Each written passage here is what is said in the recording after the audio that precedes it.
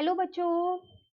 आज मैं आपको क्लास 10th का प्रैक्टिस पेपर कराऊंगी। यहाँ पर प्रैक्टिस पेपर 3 है हमारे पास ये। ठीक है, हमने दो प्रैक्टिस पेपर अपने कर लिए हैं, practice paper 1 and practice paper 2, जिसे आप सैम्पल पेपर भी कह सकते हो। जैसे कि आप सभी को पता है कि टर्म 2 के एग्जाम में आपके पास सब्जेक्टिव आने वाला है, 3 सेक्शन आने वाले हैं, सेक्शन ए, सेक्शन बी और सेक्शन सी मैथ्स के पेपर में, है ना।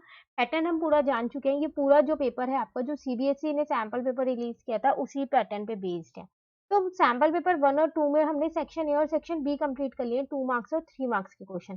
तो चलिए आज ऐसा करते हैं, सैम्पल पेपर 3 के भी सेक्शन ए कंप्लीट कर लेते हैं, नेक्स्ट क्लास में सेक्शन बी कर लेंगे। तो पहले 2 और 3 मार्क्स के क्वेश्चंस को अच्छे से कवर कर लेते हैं, उसके बाद हम 4 मार्क्स वाले क्वेश्चंस करेंगे। ठीक है, जितने ज्यादा पेपर की प्रैक्टिस आप करोगे ना, उतना ज्यादा आप स्कोर कर पाओगे, क्योंकि आप जान पाओगे कि हर एक चैप्टर से किस तरीके के क्वेश्चंस आ सकते हैं। ठीक है ना। एक बार मैं आपको ये सैंपल पेपर पूरा दिखा देती हूँ। ये रहा आपके पास सेक्शन ए, ये आपके पास सेक्शन बी है पूरा, और ये आपके पास पूरा सेक्शन सी है। ठीक है, सैंपल पेपर स्टार्ट करने से पहले ये भी बता देती हूँ ये कौन सी बुक का आपके पास सैंपल पेपर है। तो ओसवाल गुरुकुल की बुक है ये आपके पास, जिसमें सीबीएसई के 36 सैंपल क्वेश्चन पेपर्स हैं। खाली मैथ्स के ही नहीं, आपको यहाँ पर ऑल सब्जेक्ट्स की ये एक ही सिंगल बुक मिल जाएगी। क्लास 10th की टर्म 2 के लिए ये स्पेशली लिखा है। जैसे कि यहाँ पर all subjects combined, English, Hindi, math, science, सारे सब्जेक्ट्स एक ही बुक में मिल रहे हैं।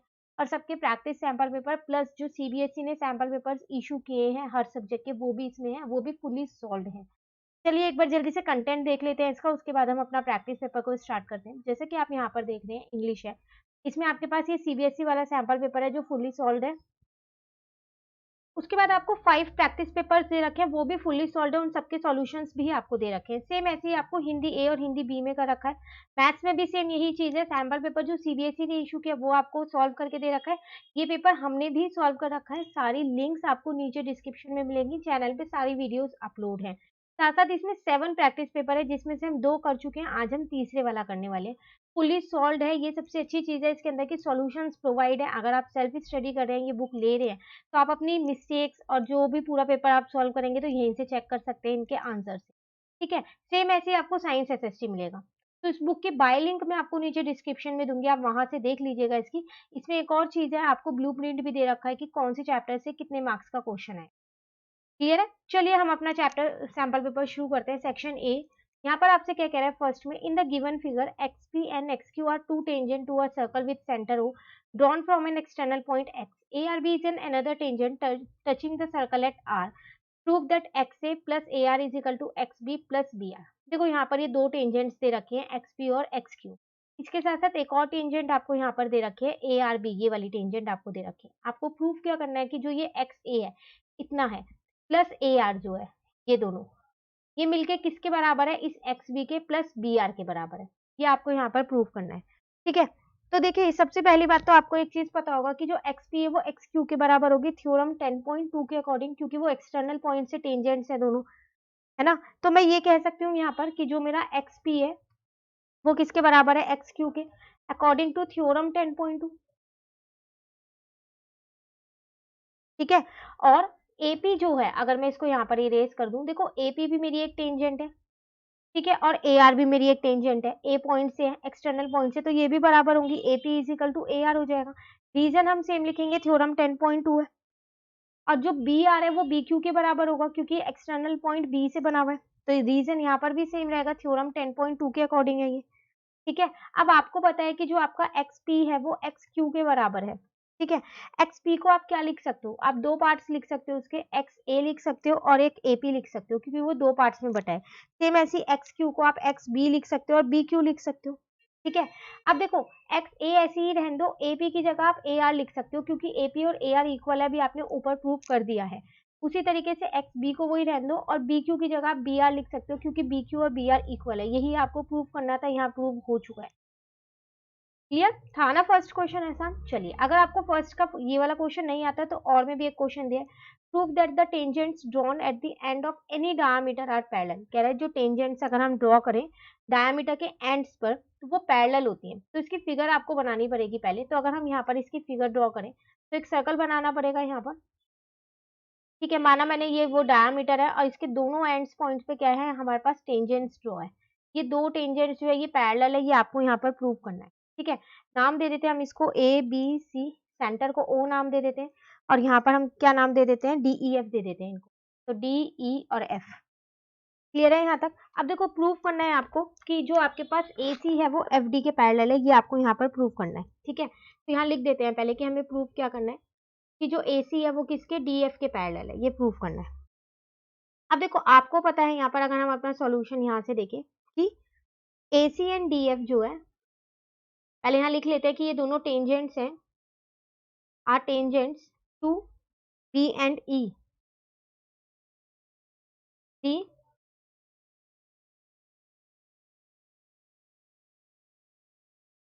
Opposite points of the diameter BE।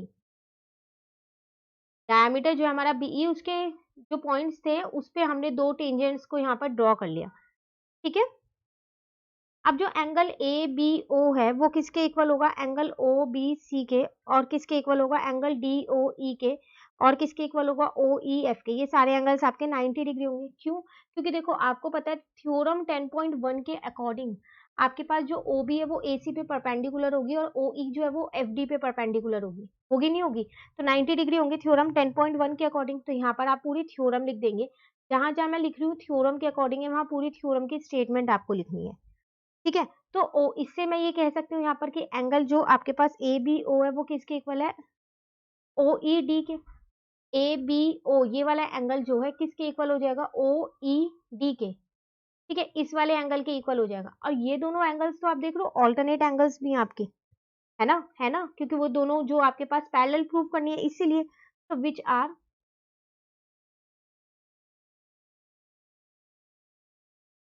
Alternate interior angles. तो हेंस आपके पास AC जो है वो किसके बराबर पैरेलल प्रूव हो गया? DF के। क्लियर? जब एंगल्स इक्वल है ऑल्टरनेट, तो इसका मतलब वो दो लाइंस पैरेलल होंगी तभी तो इक्वल है। क्लियर है क्वेश्चन 1? चलिए क्वेश्चन 2 पे आते हैं। यहाँ आपसे कह रहा है for what value of P are 2P plus 1 13 5P minus 13 are the 3 consecutive terms of an AP। Chapter number 5 का क्वेश्चन है ये। 3 टर्म्स दे रखे हैं AP की और आपको P की वैल्यू फाइंड करनी है। बहुत आसान है, D निकाल लो, इजिली हो जाएगा। तो देखो 3 टर्म्स है आपके पास, 2P प्लस का 1 है, एक आपके पास 13 दे रखा है और एक आपके पास 5P माइनस का 3 दे रखा है, ठीक है? इसको A1 मान लो, इसको A2 मान लो, इसको A3 मान लो। तो आपको पता है D आप दो तरीके से निकाल सकते हो, A2 माइनस A1, और एक D निकाल सकते हो A3 माइनस A2। तो A2 आपके पास है 13, A1 है आपके पास 2P माइनस प्लस का 1, ठीक है? ये D है। तो पहले यहाँ से आपने D की वैल्यू निकाली, तो D की वैल्यू आपके पास कितनी आ गई यहाँ से? तो आ गई 12 माइनस का 2P, ठीक है? एक D आपको यहाँ से निकाल सकते हो आप 5P माइनस 3 माइनस A2 है 13। तो यहाँ से D की वैल्यू कितनी आ गई? 5P माइनस का 16। दोनों ही D की वैल्यू है तो दोनों को इक्वल रख सकती हूँ मैं। तो यहाँ लिख रही हूँ मैं, सॉल्विंग कर रही हूँ इक्वेशन 1 एंड 2 को, या आप इक्वेटिंग इक्वेशन 1 एंड 2 भी लिख सकते हो। 12 माइनस का 2P इज इक्वल्स टू में क्या हो जाएगा यहाँ पर? 5P माइनस का 16। P वाली टर्म्स एक साथ ले लेते हैं और जिनके साथ P नहीं है उनको एक साथ ले लेते हैं, तो 5P प्लस का 2P हो गया। क्लियर है यहाँ तक? तो अब जब आप इन दोनों को प्लस करेंगे तो 28 आ जाएगा, यहाँ आपका 7P आ जाएगा। P की वैल्यू आपके पास आ गई 28 अपॉन में 4 7, तो आपका आंसर आ जाएगा 4। आपको यही फाइंड करना था। क्लियर?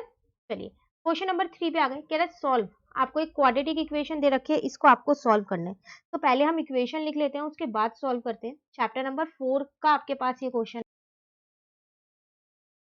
क्वेश्चन नंबर 3 हम यहाँ पर कर रहे हैं। पहले इक्वेशन लिखते हैं यहाँ पर, ए बी एक्स स्क्वायर है प्लस बी स्क्वायर माइनस का ए सी इंटू में एक्स है यहाँ पर, माइनस का बी सी इजिकल टू में 0 था, ठीक है? अब आपको ये सॉल्व करना है, तो आप ऐसा करो, पहले जो ये x है ना इसको अंदर इंटू कर लो, तो बी स्क्वायर एक्स आ जाएगा माइनस ए सी एक्स आ जाएगा माइनस का बी सी आ जाएगा इजिकल टू में 0 आ जाएगा। इन दोनों का एक पेयर बना लो, इन दोनों का एक पेयर बना लो। तो यहाँ से आप देखोगे तो आपके पास बी एक्स कॉमन आ रहा है दोनों टर्म्स में से, तो मैंने बी एक्स कॉमन ले लिया, तो यहाँ पर ए एक्स बचा और एक यहाँ पर बी बचा। यहाँ से आप देखोगे तो एक सी कॉमन आ रहा है, उसके अलावा मुझे कुछ कॉमन यहाँ दिख नहीं रहा, तो ए एक्स प्लस का बी बचेगा, ठीक है? तो एक आपके पास आ गया बी एक्स माइनस का सी, एक आपके पास आ गया ए एक्स प्लस का बी। एक एक बार दोनों को 0 के इक्वल रखते हैं, तो B x minus C is equal to 0 और ए एक्स प्लस का बी इज इक्वल टू 0 हो जाएगा। तो यहाँ से x की value minus B upon A आ गई और यहाँ से x की वैल्यू कितनी आ गई आपके पास? सी अपॉन बी। आपको x की वैल्यू फाइंड करनी थी, फाइंड हो गई। Clear question 3? चलिए क्वेश्चन 4 पे आ गए। Two types of water tankers are available in a shop. One is in a cubic form of dimension 1 meter into 1 meter into 1 meter and another is in the cylindrical form of height 1 metre and diameter 1 metre, calculate the volume of both the containers. देखो आपके पास दो containers हैं, एक cube की form में, cubicle form में, एक cylinder की फॉर्म में है, ठीक है। दोनों की वॉल्यूम आपको फाइंड करनी है। यहाँ पर डायमेंशंस आपको गिवन है, आसान है क्वेश्चन। अगर आपको वॉल्यूम का फॉर्मूला आता है तो आप इजिली फाइंड कर सकते हैं। तो सबसे पहले हम वॉल्यूम ऑफ क्यूबिकल टैंक देखते हैं। तो volume of cubic tank side into side होता है एक, ठीक है, या फिर आप ये कह सकते हो L into B into H, तीनों डायमेंशंस आपके पास सेम ही है, तो 1 मीटर क्यूब आ जाएगा, ठीक है। उसके बाद अगर हम बात करें यहाँ पर वॉल्यूम ऑफ सिलेंड्रिकल टैंक की,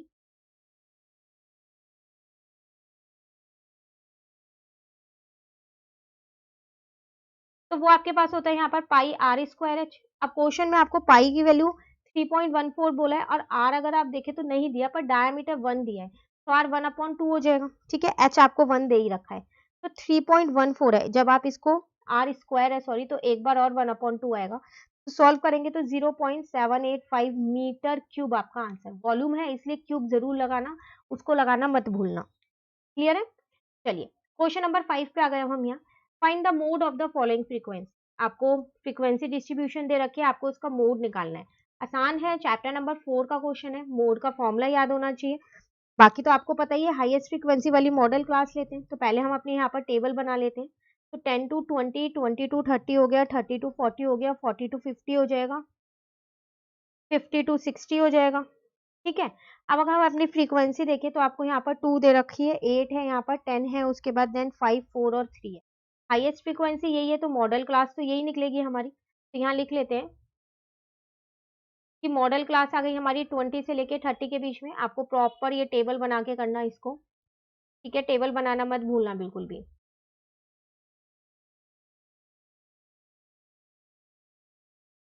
अब इसमें आपको एक L चाहिए होता है तो 20 हो गया, H चाहिए होता है तो 10 हो गया, F1 जो है वो आपके पास कितना है, 10 है, F0 आपको चाहिए होता है वो उससे ऊपर वाला होता है, और F2 जो है वो उसके नीचे वाला होता है। क्लियर है? मोड का फॉर्मूला आपके पास क्या होता है यहाँ पर, L प्लस में F1 माइनस का F0 अपॉन में 2F1 माइनस का F0 माइनस का F2 इंटू में H होता है, यही होता है। अब अगर हम देखें L कितना है हमारे को, सब चीज हमने ऊपर लिख लिया, सिर्फ वैल्यूज को पुट करना है। L हमारे पास 20 है, F1 मतलब 10 माइनस का 8 F0 हो गया, 2F1 है तो 10 को 2 से करेंगे तो 20 आ जाएगा, -8 -5, H जो है वो आपके पास 10 है। क्लियर है? तो यहाँ पर आ जाएगा 20 प्लस ऊपर 2 बचेगा, नीचे जब आप माइनस कर दोगे तो 7 बचेगा इंटू में 10, तो ये आ जाएगा आपके पास 20 प्लस 20 अपॉन में 7। अब आप पहले डिवाइड भी कर सकते हो और बेस सेम करके भी कर सकते हो, आपकी मर्जी है, कैलकुलेशन आप किसी भी तरीके से कर सकते हैं। ये आपका आंसर, मोड निकल गया। क्लियर?